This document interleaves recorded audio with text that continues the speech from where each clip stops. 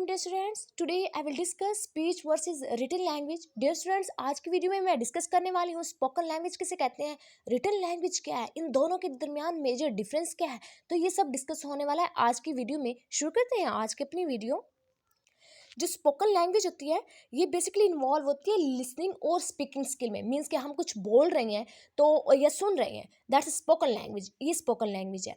जो written language होती है ये रीडिंग और रिटन स्किल में, ये जो राइटिंग स्किल्स होते हैं और रीडिंग में इन्वॉल्व होता है। यानी कोई चीज़ हम पढ़ रहे हैं, लिखी हुई भी है और हम पढ़ रहे होते हैं तो वो रिटन लैंग्वेज में आ जाता है। जो स्पोकन लैंग्वेज है ये ओल्डर है, यानी रिटन लैंग्वेज से पहले, चीज़ को लिखने से पहले ऑरली जस्ट बोला जाता था, यानी ऑरल चीज़ होती थी। सो जो स्पोकन लैंग्वेज है ये ओल्ड है देन रिटन लैंग्वेज।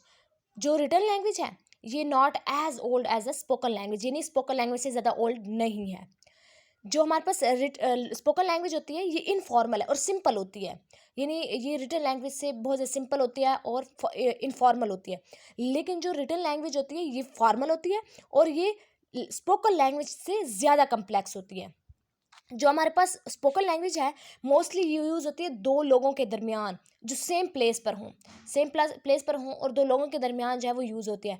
लेकिन जो रिटन लैंग्वेज है ये कम्युनिकेशन को प्रमोट करता है और ये स्पेस टाइम, यानी वो एक चीज़ जो है हमारे पास रिकॉर्ड के तौर पर पड़ी होती है और वो जो आए उसको पढ़ सकता है, यानी ये communicate across the space and times. और जो स्पोकन लैंग्वेज होती है यूज़ हम उसको कर सकते हैं टोन, पिच, वॉल्यूम एटसेट्रा।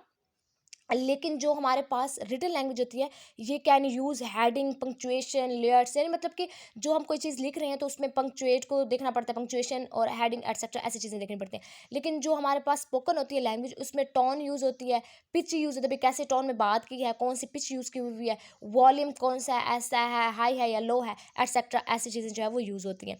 जो हमारे पास स्पोकन लैंग्वेज होती है ये टेम्परेरी है, यानी ये कोई रिकॉर्ड के तौर पर हम कोई चीज़ बोल लेते हैं तो दैट्स ख़त्म, कोई रिकॉर्ड नहीं होता हमारे पास इसका।